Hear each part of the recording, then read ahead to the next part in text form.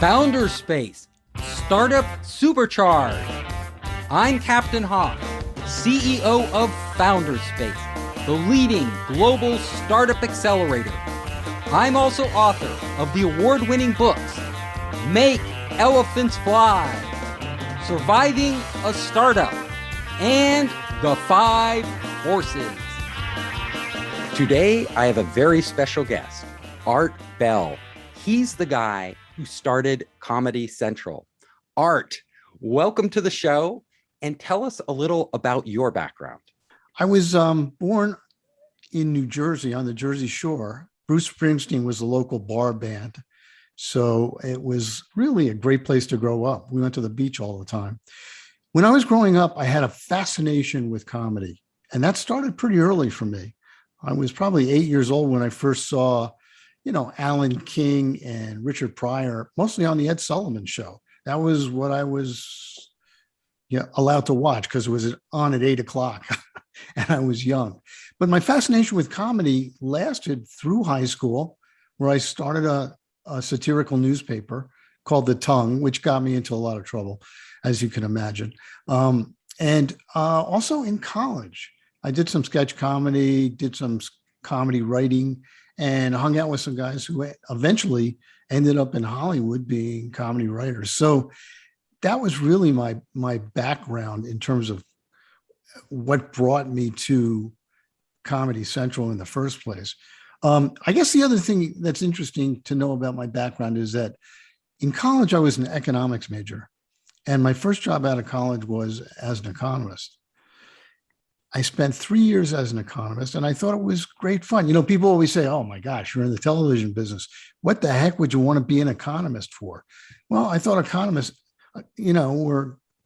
thought economics was particularly interesting, and somebody offered me a job, and I got to work with really smart people on really tough problems. Those were my smart days. That's how I think of it. And it really set me up for business in general. I mean, knowing about economics and how economics works is a great background to have for any kind of business. That's great. Now, I want to go a little deeper on your founding Comedy Central, because a lot of our audience are entrepreneurs and they have their dreams, their visions. I want to know how it started and some of the obstacles you faced in getting this cable network off the ground. Well, to say that I faced obstacles is an understatement. I originally started to think about a comedy network, an all-comedy network, when I was in business school. I was at Wharton, and there was a show called The Wharton Follies, where people like me who were interested in the entertainment business gravitated. So the first year I was in the Follies, I wrote a little bit. Second year, I wrote the entire show, including the music and everything else. And it was great. It really came out great, but it reminded me how much I love comedy. So I knew I wanted to get into the TV and film business. I didn't know exactly what I wanted to do. But at that point I said, hey, why not work at a comedy network? I think I'd really like to work at an all comedy channel. And I looked out there. There was an all news channel, an all sports channel, and all kinds of things channel. There was no all comedy channel. And I was I was flabbergasted, for one thing. I said, why did no one start an all comedy channel? So I launched myself into the television business by getting a job in finance at CBS, which, as you can imagine, was not my first choice of jobs. But, it was a television business, and I wanted to make sure I got in there. I got out of CBS about a year later when I went to HBO. And HBO was, it was a much smaller place. There were about 700 or 800 employees there. And it was the equivalent of Netflix today. It was the organization that was going to change television, change the way people watch television. We are the future of television. It was a lot of smart people. Everybody's high-fiving in the halls because they were tremendously successful. This was kind of like the mid-'80s. And I, at one point, raised my hand and said, hey, what about a comedy channel?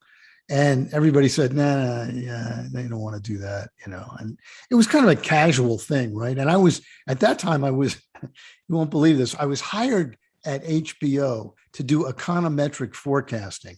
They wanted to know how many subscribers they were going to have at the end of the decade and next year, as it turned out. And it turns out all their forecasting was wrong for like the last 2 or 3 years. So they figured they'd hire somebody who had some background in economics. That was me. So I got hired. I had nothing to do with the product. I had no connection to programming or certainly to comedy programming. I was a fan. That was basically it. I ended up being moved after I finished the econometric modeling to a new business development area where they were trying to develop one new channel called Festival. And Festival was going to be for people who didn't like sex, violence, and bad language on television. Now that sounds, I don't know if that sounds as funny to you as it sounded to me at the time. But the reason they did that is because they did some research and they found that people not subscribing to HBO were not subscribing because they thought, listen, uncut movies, bad language. I don't want that kind of stuff in my home. So they figured, okay, we'll show airline versions of movies, with no language or sex, and we'll make that a channel. Guess what? It failed miserably. It didn't even get out of the test phase. And I remember walking in on my first day of the job and saying to my boss in her office, saying, listen, isn't it going to be hard to sell this thing as an entertainment product by what it doesn't have? That is a good point. She said, shh, on top of what it didn't have, which was sex, violence, and bad language, which just between us was a big driver of what, people HBO watch TV was. and movies for. And to make a long story short, that thing failed and I had nothing to do. I was essentially out of a job, but in those days at HBO, they didn't, well, at least in my case, they didn't throw me out. They said, you know what, stick around. We like you. We'll find something for you to do eventually. We'll do, you can do some special projects for the president or whatever. So I was doing that for a while and I got bored doing that because I wasn't really, doing anything. So I started writing up my idea for a comedy channel. And when I say writing it up, I meant, not only a description, but the financials, how it would work, where the programming would come from. I mean, I really worked hard on this thing. And nobody bothered me because I had nothing to do, right? I was sitting in my office. There's some important lessons here for entrepreneurs. So first of all, you were the customer. You wanted something on television and it wasn't there. And you figured there's got to be a lot of other people like me who want this comedy channel. That's what drove you to make it. And a lot of great companies have started that way. Somebody identifies in the market that they aren't being supplied. Right. And then number two, you did something very smart. You went to work in the industry so you could understand the industry and from the inside. And your economics background actually plays well. And the failed Festival network, which was no party apparently, that plays well because that taught you what it takes to launch a network. Like you launched a failed network, just like a lot of people launch a failed startup, and they learn, oh, now I know, how to put everything together to do this. And then the second time they win. You're making a terrific point. And let me expand on some of the things you said a little bit because they're important. When people say, hey, I want to do something, I want to be in programming, for example, I say, well, the first thing you got to do is get into the business. And that means getting into the business any way you can. You're not going to get your dream job on day one in any business. So you want to get as close to what you want to do as possible. And over time, migrate that way. So I always say the same thing. First of all, do a great job at whatever you're doing, because you don't want to phone that in. People won't care about you at that point. Second, make sure you tell people what you want to do, because you're going to have a meeting with your bosses, reviews and stuff like that. And they'll probably say, so what do you see in your future? And you say, you know what I really want to do? I really want to work over in that department or something like that. And I think that's good advice for anybody in any kind of business. Second thing, which you brought up, was my background in economics, working at Festival, even working at CBS. What I tell people is any job you have, and I do mean any job, mowing lawns, working at the post office for the summer, in my case, learning econometrics, and working as an economist, and especially working on Festival, as you pointed out, we did so much research on how people watch television, what they wanted in television. And I always slipped in a question when I was talking to people about it. I always said, hey, what if there was a comedy network? Would you watch that? Does that sound interesting to you? And nobody said, hey, don't ask that. They just said, as long as you're asking the other questions, we're cool. So I had all that information in my back pocket. Plus, I knew the importance of research in my business. And one final thing, I also learned through Festival about competition. And my one line to myself and to anybody else starting a business, never underestimate the competition. They will show up sooner than you think and in a way you don't like.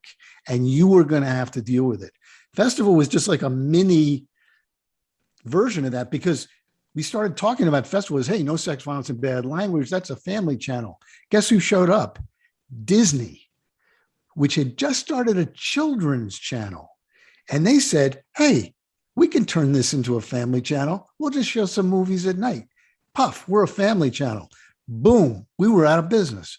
I mean, that was a really big deal. And I learned that competition, man, you don't know where it's going to come from. You don't know how hard it's going to hit you, but you know it's coming. And Disney had the brand, and they were also not selling it on what they didn't have. They were selling it on what they had, this great entertainment brand for families. They had so much advantage. They had distribution all over the country in all the cable networks. In those days, you had to beg the cable operator in any given town to launch your channel because, first of all, you had to pay for it. Second of all, you had to think, okay, that's going to add value for my customers. Disney certainly was a shoe-in because it had a brand going in, and it certainly added value. Festival, we don't even know what this thing is. And we had the same problem with comedy, by the way. So let's go back to your story. So you start to write up your ideas. I start to write up my idea. And as I'm writing my idea, I said, look, this is kind of stupid. I'm just going to go pitch my idea to the head of programming at HBO. Because she's some kind of a genius, right? She'll see the wisdom of this thing.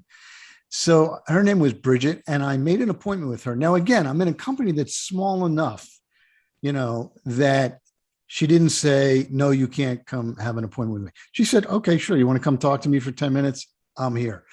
Got an appointment, went up, walked into Bridget's office and said, Bridget, I really think HBO should start a 24-hour comedy channel. And she said, it'll never work. And let me tell you, it's not a great idea. It's not a good idea at all. It's not going to work. As a matter of fact, it's probably a terrible idea. And let me tell you why. And she told me for 15 minutes all the reasons it wouldn't work. Too expensive. You'll never get A-list comedians to be on the channel like Robin Williams and Whoopi and those guys. And there's so much comedy on television already. Why does anybody want an all comedy channel? She went on and on. Then she said, look, thanks for coming up. We're not going to do it. Talk to you later. That's the end. That was it.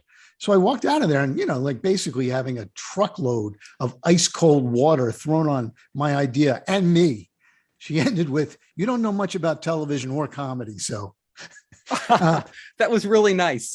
So this is like an entrepreneur. It stung a little. Yeah, it gets crushed. A lot of people would quit here, but apparently you didn't. No, I didn't quit. I walked back to the elevator just thinking. Not quit your job. I meant quit your vision. No. I'm telling you, I walked back to the elevator thinking she's wrong. She is wrong. Somebody is going to start an all comedy network. Look, we weren't the only guys in town who were doing comedy at, HBO was doing great comedy, but A&E had a nightly stand-up comedy show called A&E at the Improv. And I always looked at them and I said, man, those guys, they could take that. They could start a whole channel with that. And they would.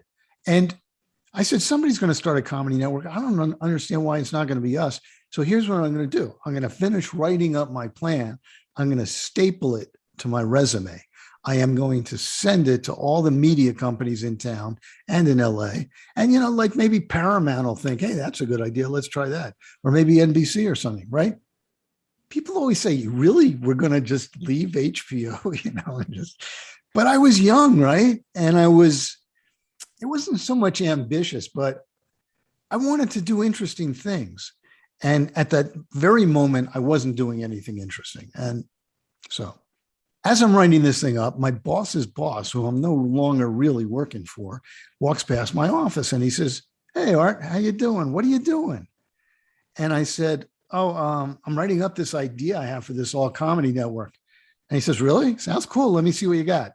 So he reads the thing, or some of it, and he says, "I think the chairman of HBO should see this. I think this is really cool.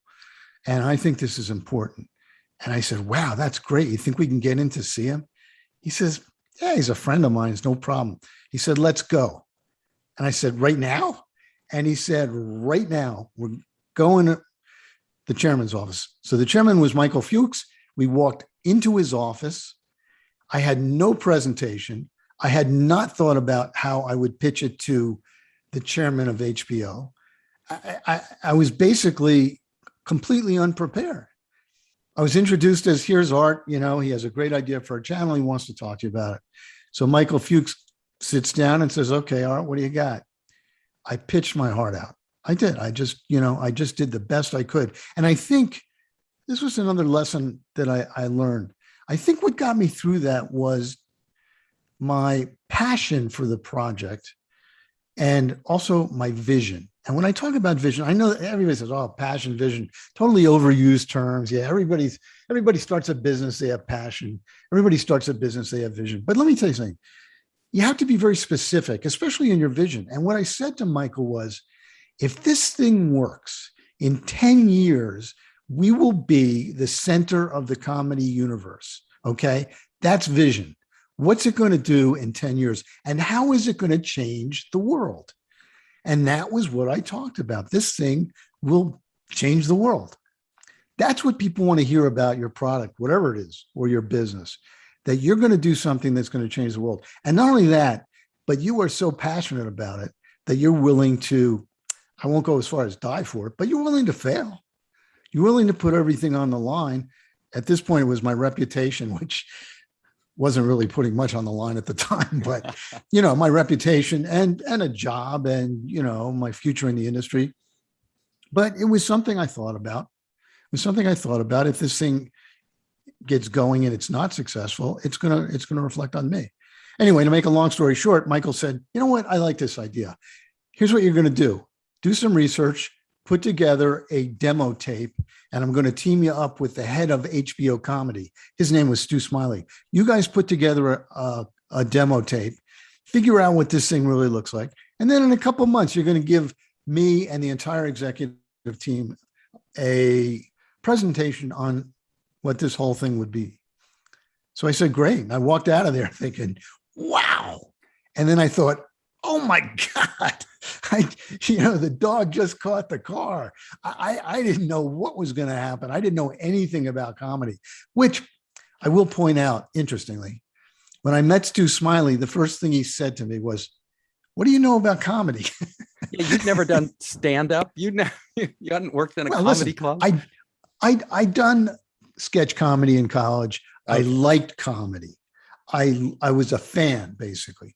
And I considered that I knew something about comedy, On the other hand, I was not a comedy professional. Stu had worked in the industry for 12 years. He knew everybody in the business. He knew every comedian. He knew their agents, their managers, their home numbers, how much they made, where they appeared. And I'm like, I'm like the intern, but I'm the intern who's been charged with putting together this comedy network. So Stu and I teamed up, and it was an uneasy alliance, but we found our way. We put together the presentation. I gave the presentation along with somebody else, a guy who had been at HBO for many, many years, named Dick Beers. They teamed us up and they said, you guys put together the presentation. I gave the presentation. And at the end of the presentation, Michael said, before he said anything about whether we were going to do it or not, he did something that was very interesting. He went around the room. There were about 30 executives in the room, and he looked each one of them in the eye, and he said, "What do you think of this comedy channel?" And the person said, "Wow, I think it's terrific." And then he went to the next person. "What do you think of this comedy channel idea?" And the person says, well, it sounds great to me, Michael. And he did that for 30 people, including Bridget, who said, I think it's wonderful. Yeah, but everybody said it. I thought Bridget it was a good the idea. one who said it was the worst idea she had ever heard, almost. Well, that's a little lesson about the way corporate works. And you know what?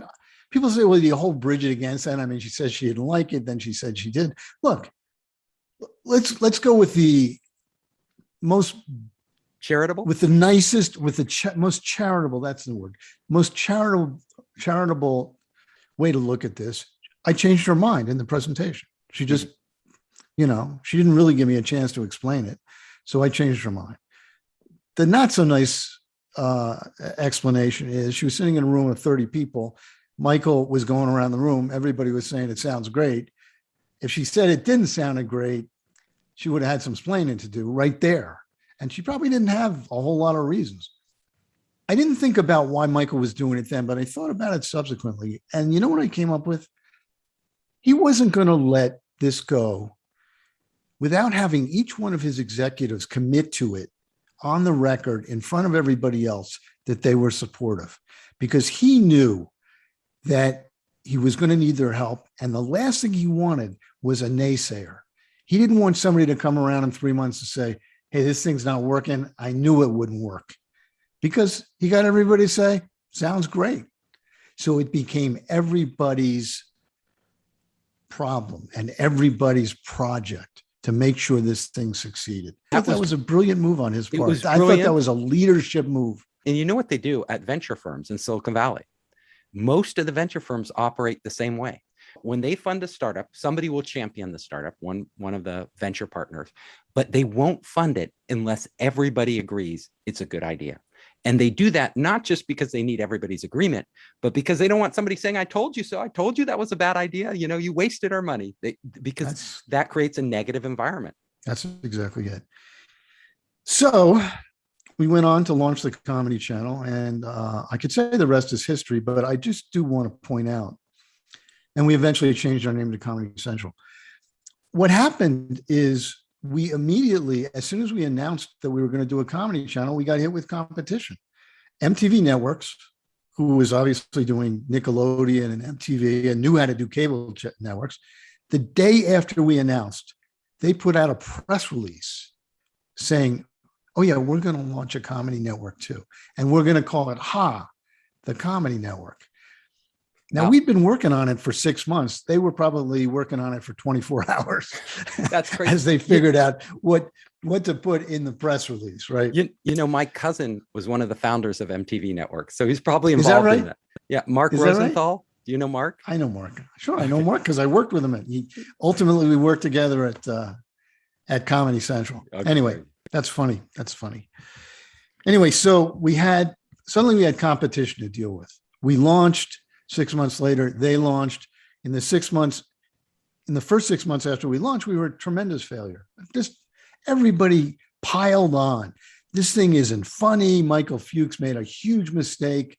What is HBO thinking? It's a disaster. That's the first week. Those were our reviews. And of course, I felt personally responsible. I did. I felt personally responsible because, I talked everybody into doing this.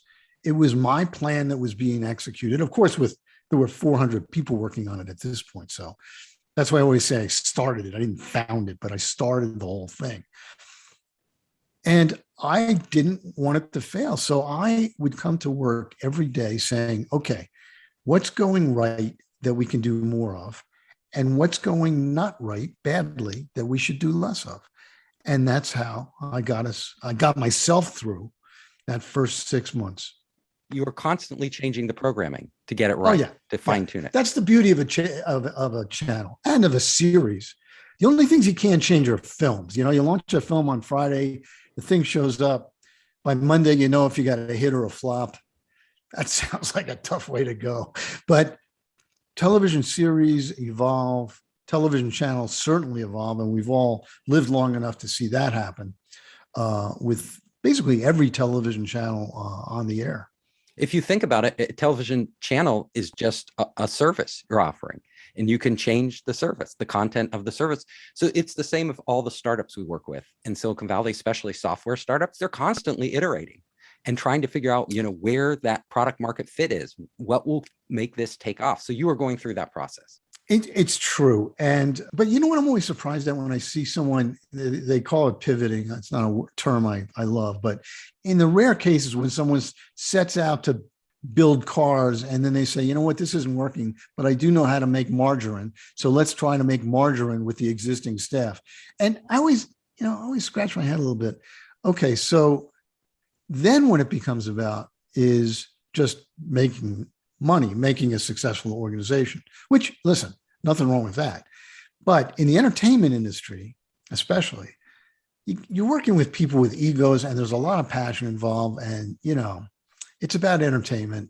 You can't suddenly say, you know what, we started this comedy network. It's not going very well. Why don't we start a sports network? That seems to be going great over there at ESPN. And interestingly, just to fast forward a little bit, Ha launched.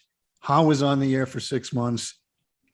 It got terrible reviews, but we were going neck and neck. They called it the Comedy Wars. At the end of 6 months, we were on the air for a year by then. They'd been on the air for 6 months. I got a call, and the call was, we are merging the channels. Mm. They decided to merge the channels. And to me, that was given up. That was like a failure. Oh my gosh. That's like we lost the war. And we were fighting so hard. And I thought we were winning. And it really hurt me. Plus, I didn't know if I'd have a job. Plus, I didn't know if I didn't have a job, who was going to carry the torch and whether the new channel would be successful. I could have done this whole thing for naught, The good news for me is they did fire a lot of people on both sides, but they said, look, Art, you and the head of programming from the other channel, you're going to get together. You got to rename the channel. Can't call it Comedy Central. Comedy Channel. Can't call it Ha. You got to rename it, and you got to figure out what the channel is. And that's what we did. Art, it has been a pleasure having you. I want you to let the audience know where they can find you, your book, and anything else that can help them. Okay. Well, first of all, my book is on Amazon and anywhere else you can buy books online and in bookstores. But best thing to do, go to Amazon.com, look up the name of the book or Art Bell, you will find it. Second thing, I have a website. It's called artbellwriter.com. And first page will tell you how to buy the book. It'll also tell you about the podcast that I'm doing with a friend of mine who was at the founding of Comedy Channel, Vinny Favale, great guy, knows everything about comedy.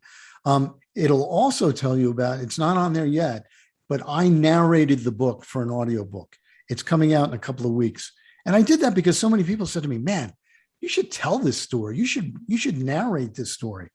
So it took me a while. It's very hard to narrate, to narrate your own book, but I did it and I'm very proud of it. Coming out in a couple of weeks. So look for that as well.